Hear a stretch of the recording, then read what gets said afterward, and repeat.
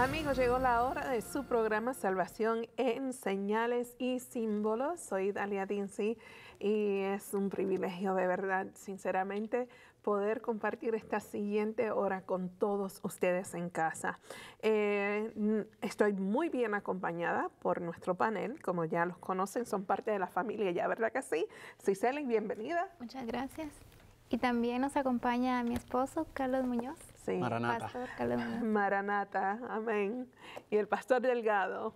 Siempre contento de estar aquí. Gloria a Dios. Es un gozo, ¿verdad? Compartir la palabra del Señor. Amén. Y admiro la habilidad que ustedes tienen, de verdad, los respeto, la habilidad Amén. que Dios le ha dado Gloria para sea poder Dios. comunicar la palabra de Dios. A Dios la gloria. Amén, amén. Bueno, uno de los temas que hemos presentado algunos de los temas son introducción al Apocalipsis, fundamentos de interpretación, la visión del Hijo del Hombre, parte 1 y 2. Pero en esta oportunidad vamos a estudiar el tema, el mensaje a las 7 iglesias de Apocalipsis. Amén. 7 iglesias, 7 no una, iglesias. no dos. ¿Qué pasó aquí? Aquí vemos entonces nuevamente, habíamos hablado anteriormente sobre los números, ¿verdad? Sí, Los números que son simbólicos, Simbólicos. ¿verdad? ¿Recuerdan qué representa el 7? perfección. Plenitud. Totalidad, ¿verdad? Totalidad, sí. Entonces nos habla de 7 iglesias, Sí, ¿verdad? Quiere decir que este mensaje, como mencionamos en el programa anterior, el pastor Héctor mencionó que eran 7 iglesias literales, ¿verdad? Que estas Sí. iglesias fueron escritas, Sí. pero hay una aplicación universal, ¿verdad?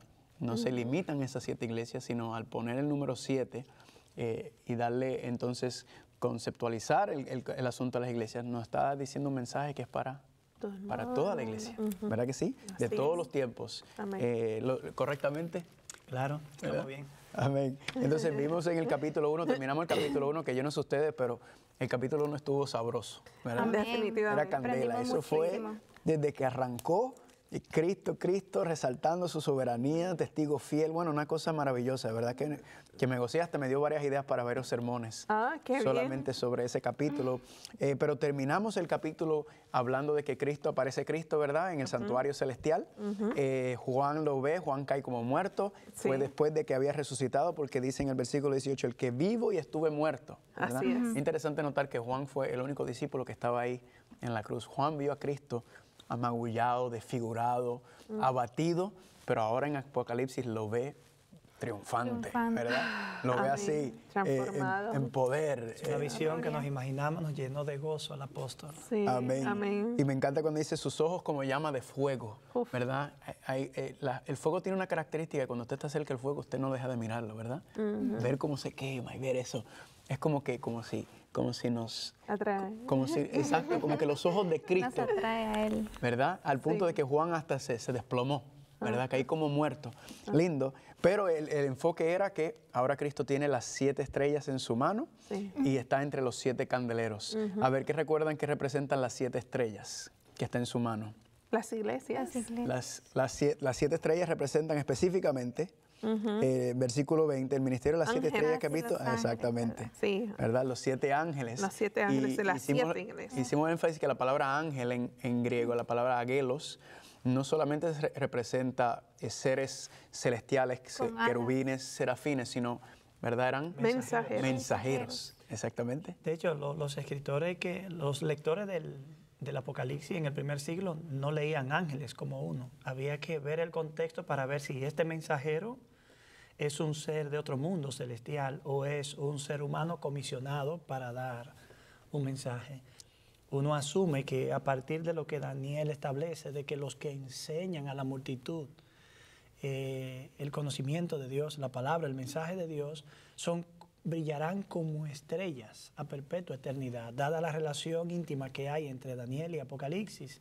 Nosotros asumimos que Juan está evocando esa imagen que nos dice a nosotros, estas estrellas que están en la mano de Dios ya fueron mencionadas en Daniel, y allí son los mensajeros que enseñan la justicia al pueblo. De manera que Jesús tiene bajo su control, bajo su cuidado, bajo su supervisión, Amén. bajo el poder que les sostiene, los alimenta a ellos. Ellos son los maestros que enseñan. A ellos Cristo le va a hablar, obviamente. Amén. Y vamos más adelante a ver que la iglesia representa a la mujer la mujer que está siendo atacada, ¿verdad?, por el dragón. Y entonces vemos como Cristo nuevamente, otra manera de percibirlo, Cristo está sosteniendo, Cristo está cuidando de su iglesia, de su esposa, ¿verdad que sí? Está al tanto de ella. Es interesante notar que habíamos hablado en un programa anterior sobre que la profecía apocalíptica no tiene cumplimiento dual, ¿verdad? Es un cumplimiento. Y sin embargo, a veces me he encontrado con personas que dicen, pero ven acá, así como el carácter profético de Apocalipsis, hay un valor histórico detrás de las 7 iglesias, ¿verdad? 7 etapas históricas, pero también tiene una aplicación universal, tiene una aplicación personal, ¿verdad? Unas enseñanzas sobre lo que está sucediendo en la iglesia. Quería preguntarte, Héctor, ¿cómo podemos ver esa diferencia entre la aplicación dual que no sostiene la profecía apocalíptica y esta aplicación universal que se le puede dar a las iglesias? Sí, es interesante. No siempre es fácil, por ejemplo, saber en Apocalipsis qué es literal y qué es simbólico. Eso requiere un detenimiento, un acercamiento cuidadoso, ponderar bien el texto, pero es posible lograrlo. En Apocalipsis abundan las expresiones semejantes a cómo. Símiles, que son símiles. Que son el símil, una figura de lenguaje de comparación. Por lo tanto, donde abundan más es en Apocalipsis 8 y 9, en el contexto de las trompetas. Por lo tanto, estamos ante imágenes muy impresionistas de contenido y de carácter simbólico. Cuando hablamos de doble cumplimiento, cumplimiento dual, no es lo mismo que aplicación. Un texto puede tener una interpretación particular, un solo significado, pero puede tener diferentes aplicaciones, porque lo que ocurría en el primer siglo en una iglesia particular, en principio se puede repetir en cualquier comunidad local de la actualidad. Por lo tanto, el intérprete o el maestro, en este caso una de las estrellas, para seguir el ejemplo bíblico, puede acudir al mensaje y extraer de allí, sin olvidar que eso se escribió hace tanto tiempo para una comunidad muy distante, pero los principios que subyacen en el texto y luego aplicarlo a la situación particular ahora. Eso no sería que el mensaje está teniendo otro cumplimiento, no, sencillamente es una aplicación del texto. Amén. En términos espirituales. Amén. Y quería que hicieras esa aclaración porque hay personas que a veces dicen como que si uno estuviera rompiendo con el esquema, ¿verdad? Sí. Al tratar de darle una aplicación en otra dimensión. De hecho, vamos a tratar también de explicar cómo es que nosotros podemos ver, hablamos de los métodos de interpretación.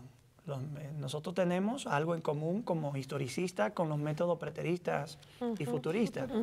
Vemos el aporte local, real, histórico de cada mensaje en su contexto y cultura. Pero en base a otros elementos que están en el mismo libro, por ejemplo, el Apocalipsis es una profecía. Ese elemento profético impacta el mensaje de las iglesias y por lo tanto, podríamos decir así, lo relanza a otra etapa. O sea, no solo tuvo un valor ahí, en su carácter profético, dice algo al pueblo de Dios en una etapa particular. El hecho de que dijimos que había más de 7 iglesias, pero que solo estas 7 fueron escogidas, de por sí ya está implícitamente enviando un mensaje. Si hay más, ¿por qué estas? Bueno, esas, ahí está el asunto. Estas iglesias, como veremos, enfrentaban situaciones muy particulares, muy particulares. Y es interesante notar que cuando tú comparas estas situaciones, en principio con las etapas que el cristianismo ha vivido, se ajustan muy adecuadamente a esas etapas que fueron evolucionando de un momento a otro en el tiempo, en la historia del cristianismo. Por lo tanto, hay evidencia en el libro de que estamos ante iglesias locales reales, pero que al mismo tiempo fueron elegidas porque representan. Y un aspecto final es que los símbolos abundan más a partir del capítulo 4, capítulo 1, pero el capítulo 2 y 3, la narración misma te deja entrever como que estamos en un ambiente epistolar, una carta, se están dando consejos de una forma más directa.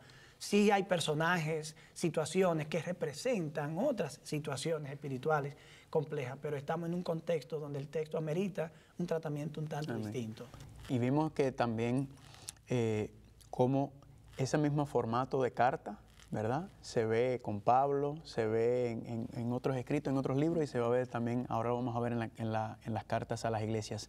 Creo que también es importante entender que si entendemos las 7 iglesias, entonces se nos va a hacer más fácil entender el resto del Apocalipsis, ¿verdad? Porque las 7 iglesias son como que el fundamento de lo que vamos a ver más adelante. ¿Recuerdan la aplicación repetición y ampliación? Sí. ¿Verdad? Sí. Entonces, las 7 iglesias van a establecer ese fundamento que luego entonces lo vamos a ver ampliar y crecer. Perfecto. Así que antes de entrar al texto, vamos a hacer una pequeña oración, hermano. Pastor. Sí, oramos. Eterno Padre, rogamos tu presencia y tu dirección en este programa. Amén. Amén. Rogamos también para que los amigos que nos escuchan, que sintonizan el programa, puedan ser alcanzados por esa bendición. Amén. Y que tu Espíritu nos dé la sabiduría y el discernimiento para el estudio de tu palabra. Amén. En el nombre de Jesús. Amén. Entonces vamos a empezar con la primera iglesia, la iglesia de Éfeso, ¿verdad? Apocalipsis capítulo 2, vamos a leer del 1 al 7 y entonces vamos a ir hablándolo. ¿Quieres leer, amor? Sí, dice, sigo de corrido, ¿verdad? Sí, del 1 al 7, corrido. Ok.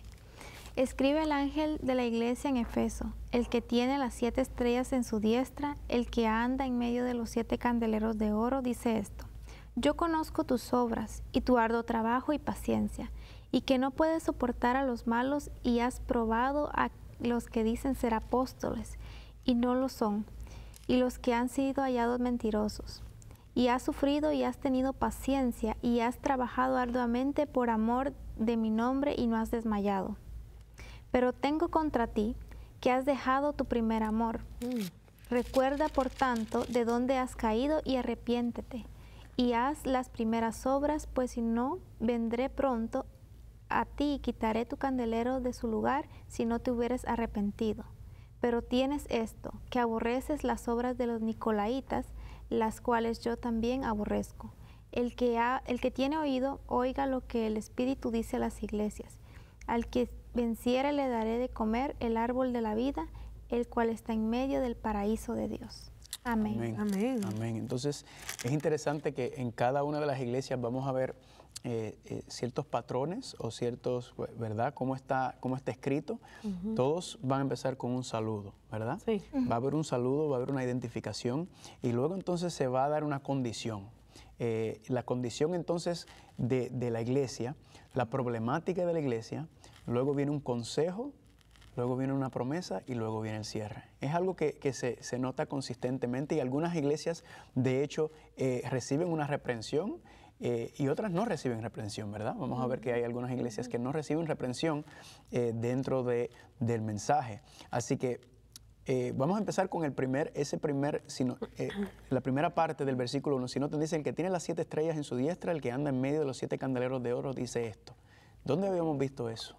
En el capítulo 1, haciendo referencia a Cristo, en el versículo creo que 13. Exacto, o sea, automáticamente nos lleva para atrás a la visión que tuvo Juan en el capítulo 1, cuando lo vio con las 7 estrellas en su diestra y el que anda en medio de los 7 candeleros. ¿Cómo le llamaremos a eso, Héctor? Cuando nos está repitiendo algo que habíamos visto y ahora nos lo está presentando. Bueno, hay un interés naturalmente de que entendamos de dónde está partiendo la visión. Lo que va a ocurrir ahora fundamentado sobre qué cosa está. Y es evidente que Jesús asume aquí esta descripción para que no quepa la menor duda de que quien le va a hablar al líder de la iglesia, a los líderes de la iglesia, a los maestros, es precisamente aquel que se manifestó en toda su gloria a Juan. Amén. Así mismo es, ¿verdad? Recalcando eso, que este mensaje no es humano, sino que este mensaje es divino. Y si notan, dice, yo conozco tus obras y tu arduo trabajo y paciencia y que no puedes soportar a los malos y has probado a los que dicen ser apóstoles y no lo son y los has hallado mentirosos y has sufrido y has tenido paciencia y has trabajado arduamente por amor de mi nombre y no has desmayado. ¿Qué le está diciendo Cristo a la iglesia de Éfeso? Que está reconociendo las cosas buenas de ¿verdad? ella. Exactamente, está diciendo, oye, yo he notado estas cosas que ustedes están haciendo bien. Yo identifico esto que ustedes están haciendo bien, que están probando a las personas que dicen ser los líderes de la iglesia. Estás trabajando por mí, estás perseverando, estás trabajando arduamente por mi nombre y no has desmayado. Pero ¿qué sucede ahora después de ese versículo? Primero le dice... Tiene algo contra. ¿Verdad? Ahora viene como la reprensión, podríamos decir, ¿verdad? ¿Se le puede llamar la reprensión? Una corrección volviendo al caso de las obras, es interesante, ese término hace referencia al trabajo misionero de la iglesia, al trabajo evangelístico. La iglesia, aún en sus momentos más difíciles y más aún en sus momentos más gloriosos, siempre ha sido una agencia misionera. De alguna manera, aunque la misión de momento, la visión se ha perdido un poco, alguien ha sostenido la misión y la iglesia ha empujado, el Señor ha empujado su obra hacia adelante. Pero es obvio que como el mensaje toma un tono muy personal, tú directamente, de tú a tú, también tiene que ver con la conducta moral, los hechos y las acciones, que en algunos momentos no son los más ideales, aunque son buenos. Me gusta eso del Señor porque generalmente la tendencia humana cuando dos personas se encuentran es mirar las fallas del otro. Sí. Hay quienes son especialistas destacando los elementos negativos de la otra persona. Cierto. Pero Cristo no es así.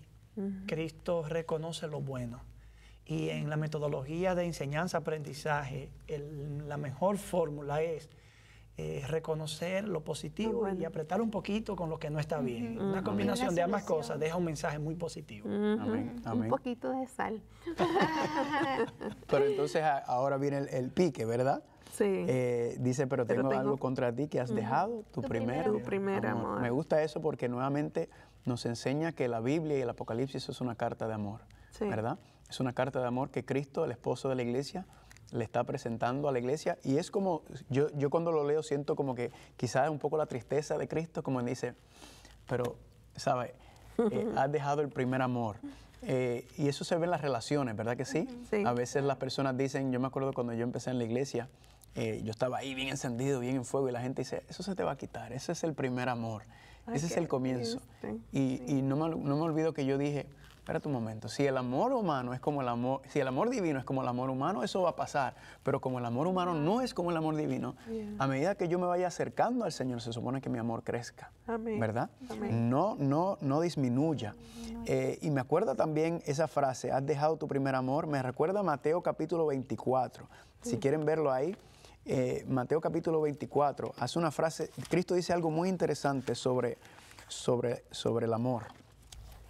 Mateo 24, ¿qué? Mateo capítulo 24, perdón, vamos a ir al versículo número 12, ¿verdad? 12. Mateo capítulo 24, versículo 12. Oh, claro. ¿Llegaron ahí? Es muy bueno, sí.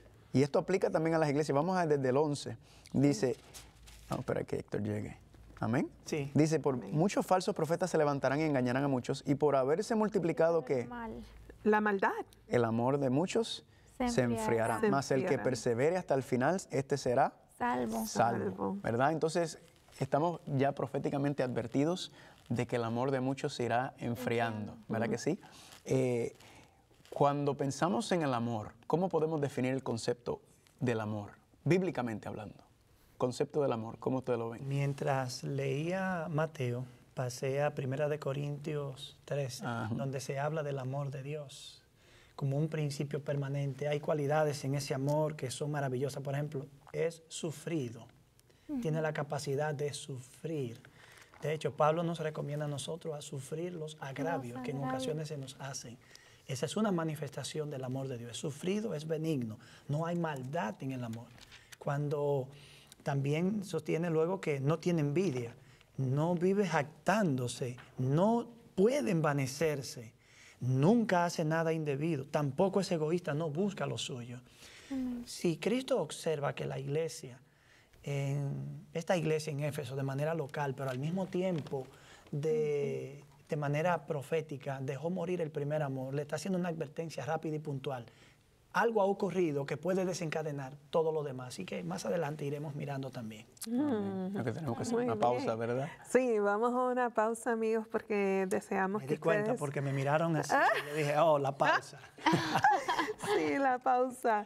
Pero agarren algo de tomar, a su agua y bolígrafo, lápiz, lo que ustedes necesitan, pero apunten esta información que también vamos a compartir durante este receso y ya regresamos.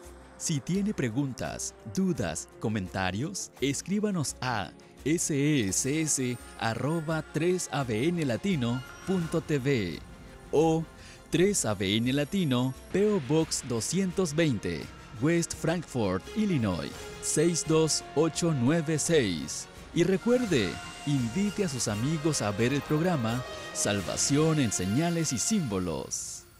Qué hermoso tener la oportunidad de, en compañía de ustedes, estudiar el libro de Apocalipsis.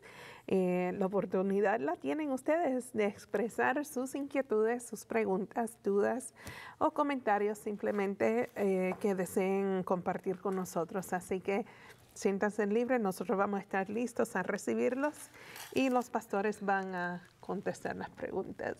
¿Verdad que sí? ¿Ustedes también? Bueno, ahí queremos llegar, definitivamente. La evidencia de que aprendieron algo. Amén, amén, amén. La prueba, el quiz. Sí. Sí. Bueno, estábamos dialogando acerca de la primera iglesia de 7 iglesias, que son 7 iglesias literales. Y sí, hay 7 iglesias, pero la primera fue la iglesia de Éfeso. Así que... Sí, estamos hablando de Éfeso, acordándonos que nos enseña, ¿verdad?, que las 7 estrellas a la diestra, la introducción, los 7 candeleros representando el señorío de Cristo, su presencia en los candeleros, recuerdan que está entre la iglesia, y vimos que entonces se le dio un elogio por su arduo trabajo, su paciencia, pero dice que tengo algo contra ti que has dejado tu primer amor, ¿verdad que sí? Y Héctor estaba hablando sobre 1 Corintios, capítulo 13, ¿verdad? Es interesante que ahí en ese 1 Corintios capítulo 13 yo aprendí a hacer algo y donde dice amor, poner el nombre de Cristo, ¿verdad? Y cuando tú pones el nombre de Cristo, toma un significado interesante. Déjame ir ahí un momento para decirles rápido. Mira cómo dice, si tuviese profecía y entendiese todos los misterios y toda ciencia y tuviese toda la fe de tal manera que traslade a los muertos y no tengo a Cristo, nada soy. Si repartiese todos mis bienes para dar de comer a los pobres y si entregase mi cuerpo para ser quemado y no tengo a Cristo, de nada me sirve. O sea, donde dice amor, poner a Cristo. Le da un saborcito, ¿verdad? Sí. Le da rico. Sí, esta versión dice caridad, pero es igual. Caridad. Amor, caridad. Caridad es la manifestación del amor, ¿verdad? Que es la obra. Pero regresando entonces aquí al versículo 5, Cristo entonces ahora cambió, como habíamos dicho, primero le da... Sí, el capítulo 2, versículo 5, primero le da, oye, me gusta lo que está pasando, me gusta estas cosas que estoy viendo, pero dice que has dejado tu primer amor. Dice, recuerda por tanto de donde has caído y arrepiéntete y haz las primeras obras. O sea que si le está pidiendo que haga las primeras obras es porque ¿qué ha pasado? Dejó de hacerlas. Pero está haciendo obras porque dice, conozco tus obras, pero has dejado las primeras obras. Entonces podemos decir que esas primeras obras estaban ligadas a ese amor genuino que tenía y a medida que se han ido apartando de ese primer amor, de ese fuego, como decimos, las obras entonces han cambiado. Quizás hasta las obras pueden ser las mismas obras, pero con el mismo amor, con pero la el intención espíritu con el que están siendo realizadas. Misma pasión. Exacto. Convicción. De hecho, esa expresión, has dejado tu primer amor, está conectado con el hecho de que has combatido el error. Los falsos maestros, tú has probado qué es lo que son y los has encontrado falsos. Nosotros debemos ser muy cuidadosos en términos espirituales porque la aspereza y la dureza que puede llevar un mensaje puede, aún siendo verdadero, dañar sensiblemente la moral espiritual de una persona que anhela encontrarse con Dios. O sea, Dios puede ser proyectado como severo, tirano, vengativo, si mi exposición del mensaje comporta esos elementos en el carácter. En términos corporativos, la iglesia pierde el primer amor cuando olvida que las discusiones teológicas, si percibimos errores en contra, son importantes combatirlas, pero las personas siempre tienen un valor infinito. A veces yo estoy obligado por el valor intrínseco del ser que quiero salvar y redimir, como Dios desea hacerlo, moldear mi carácter, incluso la forma de exponer la verdad. Más que decir la verdad, encontrar una manera de decirla. Y en el plano personal, la pérdida del primer amor implica una ruptura con ese espíritu que me guía, con ese amor que afecta mi vida positivamente y me hace ser un reflejo del amor de Dios. Quizás hay personas que se pregunten, ¿he perdido mi primer amor?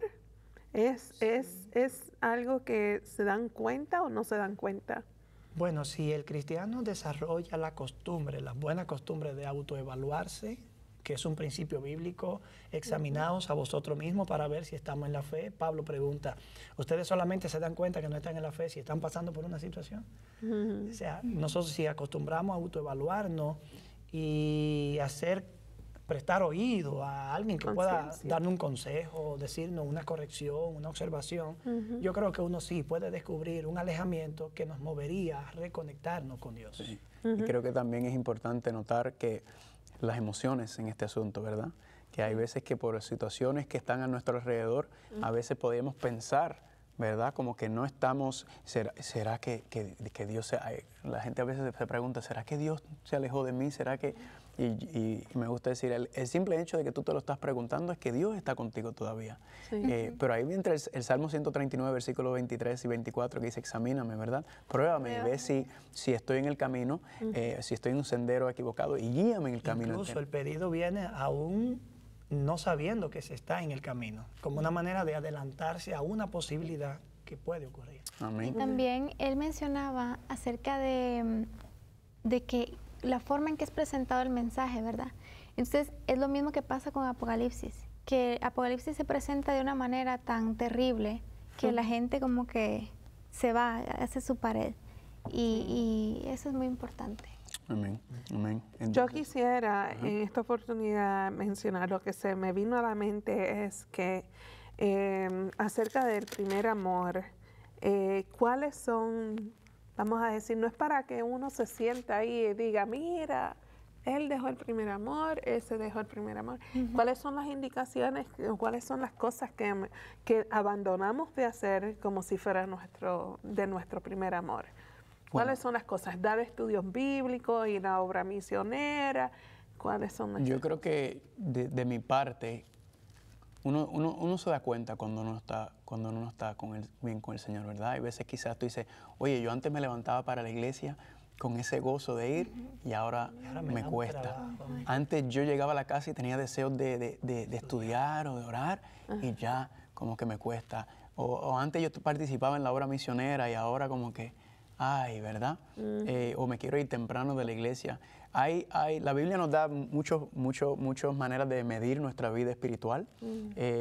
Por lo menos yo así en primera instancia lo catalogaría así. No sé si ustedes lo catalogan de otra manera también. De conducta y de actitud, tornarse muy crítico ante las exposiciones bíblicas que, aunque no siempre puedan ser las mejores, no dan pie para críticas innecesarias, sino para un espíritu de oración, para que Dios ponga las palabras en el predicador. La forma de tratar a los demás en términos espirituales, ya no como hermanos a quienes uno debe considerarlo en más alto honor que uno, sino a veces también buscando la preeminencia, ciertas posiciones, ciertas cosas de privilegios en la iglesia que no esperan que lleguen a ti, sino que tú peleas por ello y lo consigues. Es una evidencia de que hay una desconexión espiritual en la persona. Sí. Sí. Bueno, yo agradezco a Dios que a veces cuando uno trabaja en el ministerio y tenemos una transmisión en vivo, vamos a decir, de otro de nuestros canales, porque tenemos 8 canales, y yo digo, lo veo de la casa, voy a llegar a casa, me voy a sentar y voy a ver la programación. No sé si le ha tocado a ustedes cuando hemos ido a su iglesia, a su comunidad, que ustedes dicen, lo veo por internet o lo veo en televisión, no voy a ir. Pero mis hijos, mami, por favor, queremos ir a la campaña. Lo podemos ver aquí de casa, cómodamente, vamos a verlo aquí. Entonces, ellos les encantan desde pequeños congregarse. Ellos se divierten y hablan con el orador, les gustaban esas cositas. Sí. Entonces es interesante que al yo evaluar mi autoevaluación, yo digo, si no fuera por mis hijos, muchas veces me hubiese quedado en la casa mirando la programación cómodamente, ¿verdad? Así que esa pasión por estar en la casa de Jehová debe estar en nuestros corazones siempre, definitivamente. Y creo que una buena vara para medir también la vida espiritual son como dice Pablo, las 7, el amor, el gozo, se me fue la palabra, los frutos del Espíritu, ¿verdad? Sí. El gozo, la paciencia. Creo que si vamos mirando esos frutos, el fruto del Espíritu, creo que podemos también medirnos, decir, ¿será que soy más paciente de lo que era antes? ¿Será que he mejorado mi temperancia? No soy tan... También nos da un buen parámetro como el gozo, el amor, amén. ¿verdad? Muy Así bien. que, bueno, pues, gracias. amén, amén. Continuamos, Entonces, quería ir al versículo 5, donde dice, recuerda por tanto de dónde has caído, Sí. arrepiéntete, ¿verdad? La palabra arrepentimiento, un cambio de actitud, un cambio de mente. Haz las primeras obras, o sea, Cristo le está diciendo, yo quiero que tú regreses a ese primer amor, que te arrepientes, porque estás en pecado y eso te está haciendo apartarte de mí. Has abierto la puerta, pues si no vendré pronto a ti y quitaré tu ¿qué? Candelero. Quitaré tu candelero de su lugar si no te hubieras arrepentido. Es interesante que en el versículo 1 dice que el que anda en medio de los 7 candeleros, y él le dice a la iglesia, mira, si no te arrepientes, yo voy a quitar el candelero de su lugar, ¿verdad? ¿Cómo vemos ese asunto del candelero? Ya sabemos que el candelero era el que daba la luz, iluminaba el santuario, ¿verdad? Sí. El aceite que estaba ahí, se llenaban todos los días los sacerdotes, entonces oficiaban dentro del santuario el candelero. ¿Cómo podemos entonces nosotros, a alguien que nos está viendo, qué significa que Cristo nos está diciendo, mira, si no te arrepientes, yo voy a quitar ese candelero? Vas a estorbar la obra. Eso es lo que pienso yo, ¿no? Si te quita el candelero es que no estás iluminando con lo que debe de estar iluminando, enfocándose en Dios. Okay. Yo lo veo como si Él está diciendo, si ustedes quieren hacer lo que ustedes quieren, lo que les da la gana, yo me voy a ir, me voy a apartar y voy a dejar que ustedes hagan lo que ustedes quieran. Ok. Pastor, ¿cómo tú lo ves? Mientras las escucho a ella, digo, qué interesante, cuántas lecciones espirituales se pueden extraer y las percepciones van tomando esos mismos colores que destellan del libro. Que uno no puede seguir a la luz equivocada. Recuerden que hay un principio interesante, vital, para entender las imágenes y las expresiones en Apocalipsis. Es poder relacionar, conectar frases y expresiones, símbolos con otras partes. Ustedes quizás recordarán cuando Jesús habló al liderazgo judío y le dijo, voy a quitar de ti el reino de Dios y le voy a dar a otro que va a dar fruto digno de él. Jesús está hablando a título muy personal al liderazgo de la iglesia. Jesús le está hablando a la iglesia, sí, pero miren cómo, a través del líder, a través del maestro, a través del pastor, que en nuestra conformación eclesiástica sería desde los líderes principales hasta el maestro de escuela sabática, que son de las personas que interactúan en términos de enseñanza con la iglesia. Si una persona pierde la conexión viviente con Dios, ya esa enseñanza no alcanza el objetivo. Dios no puede continuar siendo glorificado y no puede tampoco obtener el resultado final que puede y Dios desea lograr. De manera que Dios tendrá que, le dice al líder, o tú enseñas y te mantienes conectado conmigo para que esto funcione como debe funcionar, o yo agarro esto y se lo pongo en manos de otra persona. Amén. De hecho, a veces tenemos que ver líderes sustituirnos en algún momento, en alguna función. Eso pasa a ser como una prueba, nuestro orgullo personal, y hay que entender que habrá un momento y que en ocasiones habrá que pasar la antorcha a alguien para que Dios continúe su obra. Y yo creo que vimos eso en la historia de Samuel y Elí. Porque me acuerdo inmediatamente que en 1 Samuel nos dice que él se estaba apagando, ¿verdad? El candelero. Lo que yo me acuerdo cuando lo estudio, muriendo, ¿no? como que se estaba descuidando, ¿verdad? El Espíritu Santo como que se estaba apartando porque se estaba descuidando la vida cristiana. Y era el liderazgo. Elí, sabemos lo que pasaba con los hijos de Elí. Y lo veo similar aquí, lo que está diciendo. Mira, la luz se la voy a quitar, ¿verdad? Porque ustedes no están cumpliendo con el llamado que yo les he hecho, ¿verdad? Y están permitiendo estas cosas. Yo también, perdón. Sí. No, también me doy cuenta que esta iglesia no comprende la grandeza de su propósito. Porque si la comprendiera, quizá hubiera recapacitado. Se mantiene conectada a la fuerza de poder. Amén. Amén. Y ahí entonces, ahora nuevamente, Cristo en el versículo 6, ahora le da otra vez, le dice unas palabras de ánimo, pero tienes esto, que aborrece las obras de los nicolaitas, los cuales yo también aborrezco. ¿Verdad? Yo creo que mucha gente se preguntará, ¿quiénes son los nicolaitas? Yo también me lo pregunto. Muy bien. Los nicolaitas, de hecho, no parece una descripción bíblica, ¿verdad? De quiénes son literal, pero la historia sí nos enseña un poquito sobre los nicolaitas, donde nos habla de que eran un grupo de personas que se podía decir que como que se creían que sabían más que los demás, ¿verdad? El concepto de gnóstico, ¿verdad? El que yo sé y ustedes no. ¿Cómo tú lo ves, pastor? Hay evidencias históricas de que un siglo y medio después de ser escrito el Apocalipsis, existió una secta gnóstica llamada Nicolaitas. Ajá. Hay evidencias. Pero algunos intérpretes piensan que quizás es muy temprano en el tiempo, finales del primer siglo, para hablar de los Nicolaitas. Pero es muy probable que en principio, en embrión, ya las ideas estuvieran corriendo. Juan advierte en sus cartas que hay quienes ya atentan contra la doctrina de la plena humanidad de Jesús y plena divinidad del Hijo. De manera que es obvio que ya existía algo ahí en principio moviéndose. Algunos escritores creen que Nicolaitas puede ser un criptograma, es decir, como la parte, una porción de un párrafo que nadie va a entender hasta que no logre ensamblarlo y formar lo que quiere decir. Los nicolaitas quizás representen una clase de maestros a quienes ellos están resistiendo y que provocan tanto que ellos, mira, pasaron de la sensibilidad a la dureza, del amor cristiano a la firmeza, que no contempla nada con tal de preservar el orden en la iglesia. Es en ese contexto que hay que tratar de entender. Pero evidentemente representaban un grupo de personas que es muy probable ya tuvieran influencia gnóstica y estuvieran atentando contra verdades fundamentales.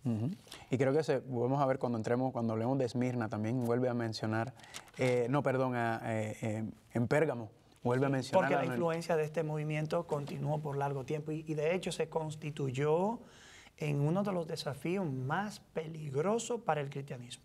De pronto parecería, mirando el fragor de la batalla teológica e ideológica, que esto iba a predominar, iba a dañar todo, iba a reinar. Pero es obvio que la verdad prevaleció. Amén. Entonces, si se arrepiente, ¿cuál va a ser la promesa? Versículo 7, el que tiene oído oiga lo que el Espíritu dice a las iglesias, al que venciere le daré a comer del árbol de la vida, el cual está en medio del paraíso de Dios. Amén. Entonces la promesa es, si te arrepientes, si vuelves a tu primer amor, ¿qué va a suceder? Vas a comer del árbol de la vida en el medio del paraíso. Ahora, ¿a dónde nos lleva el árbol de la vida entonces? A la vida inmortal. A Génesis, ¿verdad? A Génesis. Estaba el árbol de la vida ahí, ¿verdad? Sí. El árbol de la vida le fue quitado a Adán y Eva, según Génesis capítulo 3, cuando dice, para que no coman de él y sigan viviendo, ¿verdad? La gente vivan para siempre. Exacto. A veces la gente se pregunta por qué nosotros no tenemos la vida eterna ya. Y pues Dios, cuando en su infinita sabiduría, cuando Él vio que el pecado entró, ¿qué le dice? Cuando Él vio que el virus del pecado, del egoísmo, entró en Adán y Eva, ¿Dios qué hace? No.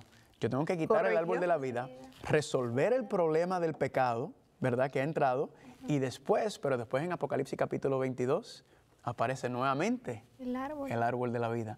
¿Qué nos está diciendo Dios? Si te arrepientes, yo quiero darte nuevamente la vida eterna, que es regalo, ¿verdad? Dios es el único inmortal, pero Dios quiere compartir su inmortalidad nuevamente con nosotros, porque la idea, el plan de salvación es que nuevamente podamos morar en la presencia de Dios, ¿verdad? Amén. Así que yo creo que tenemos que una pausita. Sí. Oh, gloria a Dios. Bueno, queremos definitivamente regresar a ese primer amor y que en nuestras vidas pues se complete el plan de Cristo con nosotros, en nosotros. Amigos, vamos a una pausa porque deseamos informarles acerca de su programa y material que está disponible para ustedes. Sigan en sintonía con nosotros. Ya regresamos. Para más información de cómo adquirir su copia de la serie Salvación en Señales y Símbolos, llámenos durante las horas laborales al 1-618-627-7021. También puede escribir a 3ABN Latino, P.O. Box 220, West Frankfort, Illinois, 62896. Bueno, amigos, ya hemos estudiado acerca de la primera iglesia, la iglesia de Éfeso, ¿verdad? Ahora aprovechamos el tiempo, ¿verdad, Pastor Carlitos? La iglesia de Esmirna. Amén. Vamos a hablar de la iglesia de Esmirna. Antes de hablar de la iglesia de Esmirna, solamente quiero por poner en el concepto de tiempo, hay algunas personas que les gusta darle una interpretación histórica a las iglesias, y esa primera iglesia de Éfesos, normalmente los teólogos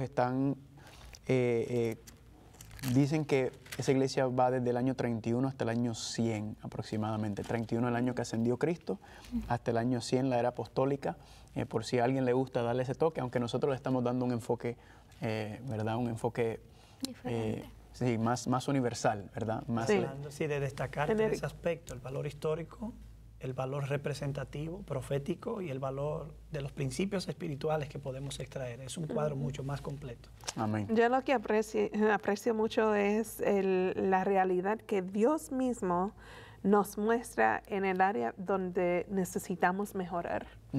Tú sabes que si tú oras, le pides al Señor, Señor, revela mis pecados de la cual no me he arrepentido, Él te los revela y tienes esa oportunidad de arrepentirte. Y vamos a ver más adelante, incluso cuando sigamos estudiando las iglesias, que, por decirlo de esta manera, uno se puede encontrar en alguna de las iglesias. Sí, su propia condición espiritual, ¿verdad? Se puede encontrar, así que es lo que habíamos hablado, examinándonos, probándonos todo el tiempo con la palabra de Dios, porque cuando Dios nos envía estos mensajes de amonestación, es un mensaje de amor, ¿verdad? Cuando castiga, lo que habíamos hablado, cuando castigas a tus hijos, tú no lo haces para mostrar cuán grande y poderoso, tú lo estás haciendo por amor, para que enderezca sus veredas, para que camine bien, ¿verdad? Así es. Entonces nos encontramos con la segunda iglesia, la iglesia de Esmirna, ¿verdad? El mensaje a la iglesia de Esmirna, amor, ¿puedes leer del 8 al 11? Dice, y escribe el ángel de la iglesia de Esmirna, el primero y el postrero, el que estuvo muerto y vivió, dice esto: yo conozco tus obras y tu tribulación y tu pobreza, pero tú eres rico y la blasfemia de los que dicen ser judíos y no lo son, sino sinagoga de Satanás. No temas de nada de lo que vas a padecer. He aquí, el diablo echará a alguno de vosotros en la cárcel para que seáis probados, y tendréis tribulación por 10 días. Sé fiel hasta la muerte, y yo te daré la corona de vida. Y el que tiene oído, oiga lo que dice el Espíritu a las iglesias. El que venciere no sufrirá daño en la segunda muerte. Amén. Amén. Sabroso, me gusta cómo empieza. Cuando el ángel dice el primero y el postrero y el que estuvo muerto y vivió. Nuevamente, regresando a Apocalipsis capítulo 1, ¿verdad? Versículo 18. Y me gusta porque, no sé si ustedes lo notan, pero resalta dos aspectos. Soy el primero y el postrero. Yo soy el gran yo soy. Pero también estuve muerto y viví, ¿verdad? Sus dos aspectos. ¿Verdad? La divinidad y su humanidad. Y la humanidad, ¿verdad? Amén. De Cristo, nuevamente. Entonces, aquí nuevamente vemos, se repite el asunto de las obras, ¿verdad? Yo conozco tus obras y tu tribulación y tu pobreza, pero tú eres ¿qué? Pero tú eres rico, ¿verdad? Tú eres rico, sí. ¿Cómo podemos entender eso de que le está diciendo? Versículo Yo conozco 9. tu pobreza, pero tú eres rico, ¿verdad? Esa frase aparece en otras partes de la Biblia, ser rico, ¿verdad? Y la Biblia no se contradice. No, el libro de Santiago dice que los pobres han sido llamados a ser ricos en la fe. Amén.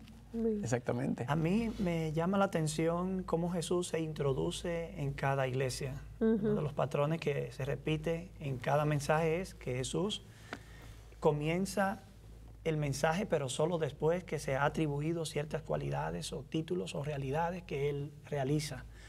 A la primera iglesia Jesús le empieza diciendo, es aquí donde yo estoy, es aquí donde comenzamos, y desde aquí es que te voy a hablar. Pero luego la iglesia de Esmirna, la palabra muerte aparece unas 3 veces allí. Primero asociada a Jesús, luego asociada a la iglesia como posibilidad en medio de la fidelidad hasta la muerte. Y finalmente, en la promesa de que el que sea fiel y venza no sufrirá daño en la segunda muerte. El mensaje va como evolucionando.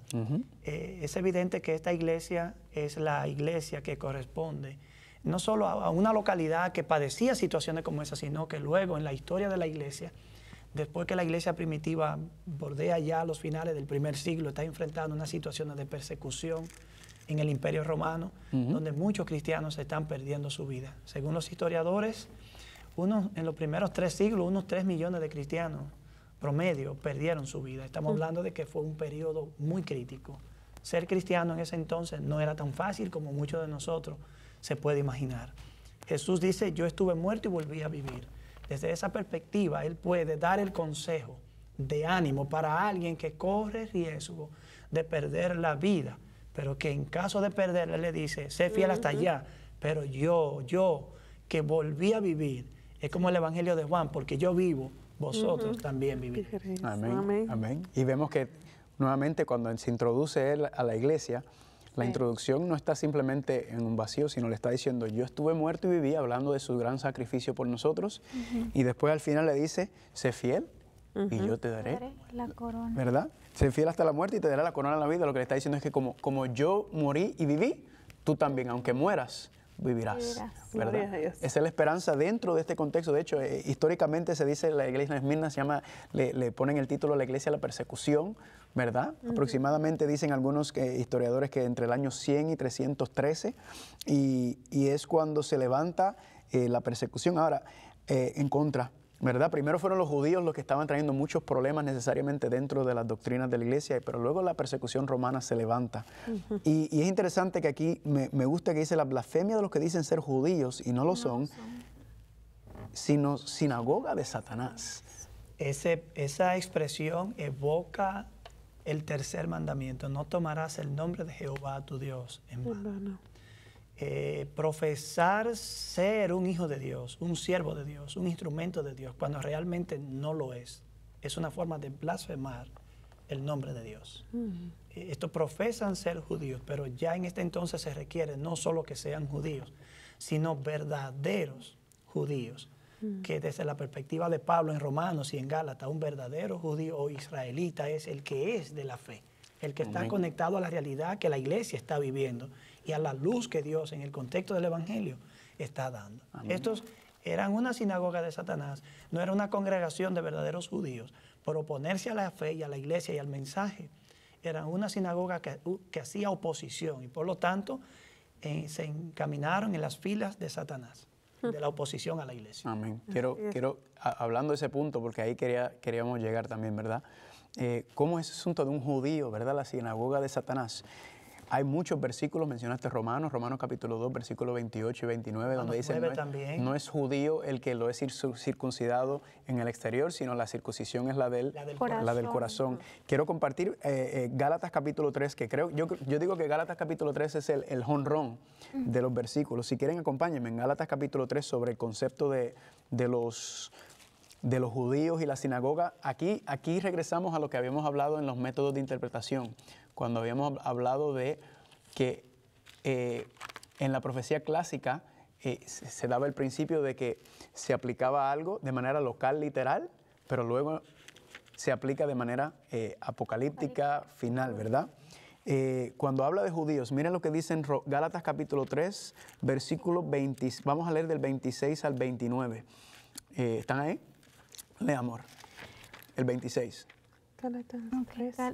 Gálatas 3, 26 al 29. Sí, el 29. Pues todos sois hijos de Dios por la fe en Cristo Jesús. Párate un momento. Aquí dice que los que son hijos e hijas de Dios son los que tienen ¿qué? La fe en Cristo Jesús. Lo que significa que, hablando bíblicamente, si un budista no tiene fe en Cristo Jesús, ¿se considera hijo de Dios? No. No, ¿verdad? Entonces, cuando dice judío, los judíos, aunque hay muchos judíos mesiánicos, ¿verdad?, que están reconociendo a Cristo como Mesías, pero aquí nos está diciendo que los hijos de Dios son los que tienen la fe en Cristo Jesús. Luego dice, porque todos los que habéis sido bautizados en Cristo, de Cristo estáis revestidos. Léeme el versículo 28, amor.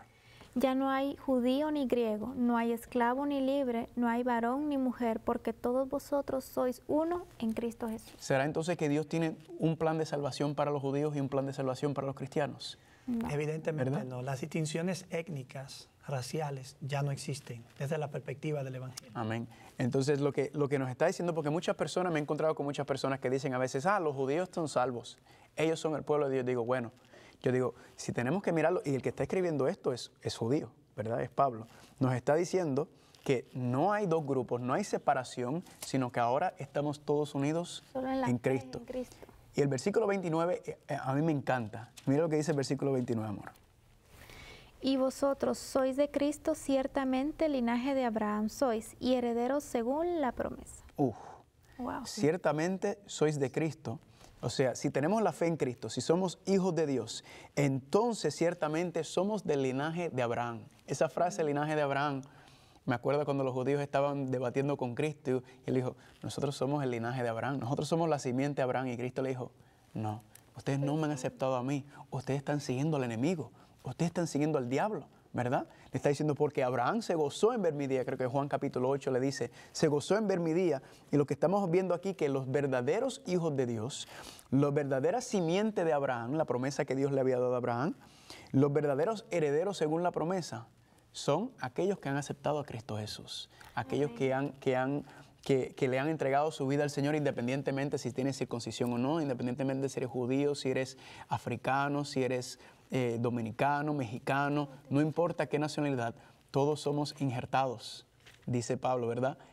Todos somos injertados dentro de la familia de Dios. Cabe destacar en el mensaje mismo de la iglesia de Esmirna, que es una de las dos únicas iglesias que no reciben críticas o reprensiones de parte de Jesús en el libro. Quizás aquí podemos ver la ternura del Señor, el amor, la piedad de Dios. Esta es una iglesia en la que quizás Dios, y mirando cómo ve las cosas, pudo encontrar algunas fallas, quizás. Pero un reconocimiento a errores en un contexto de persecución y de peligro no motiva. Dios es bueno, es tierno, en su ternura dio un mensaje en el que no dio ninguna crítica.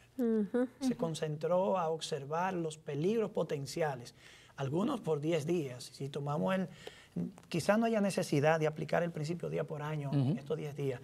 Si lo vemos a nivel local, posiblemente como un número global, como aparece en tantas otras partes de la Biblia, el número 10 represente un periodo de prueba difícil por un periodo de tiempo determinado.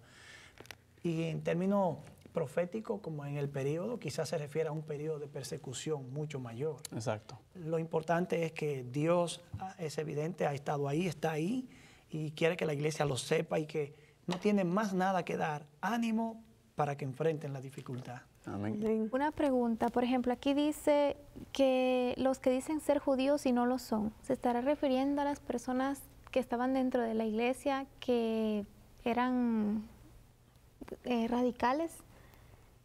O sea, cuando dice lo que dicen, como decía, el que dice ser cristiano, ajá, ¿verdad? El que dice ser, pero no lo es. Pero no lo es. O sea, verdaderamente por medio de sus obras, a la persona que está mencionando aquí se está viendo que verdaderamente no está siguiendo a Cristo, sino que está siendo dirigido por el enemigo. Por eso le llama que es parte de la sinagoga de Satanás, ¿verdad? Okay. Debemos recordar que en el principio la primera fuerza opositora de la iglesia cristiana fue el poder judío.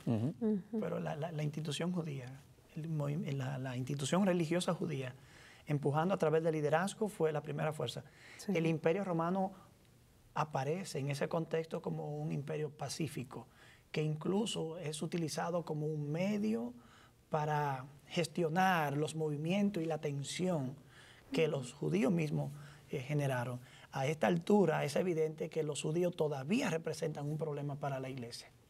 Y durante un tiempo más lo fue. En la medida que la iglesia se fue abriendo cada vez más al mundo gentil y los gentiles fueron entrando al seno de la iglesia, es evidente que la influencia judía también fue desapareciendo. En el año 70 le dio un golpe fuerte a los judíos, pero no eliminó el problema teológico que ellos representaban para la iglesia cristiana, porque muchos miembros de la iglesia eran de origen judío, convertidos al cristianismo. Exactamente. Talentabancas. Pero luego entonces me gusta cómo termina, ¿verdad? Pero sé fiel hasta la muerte y yo te daré la corona de la vida.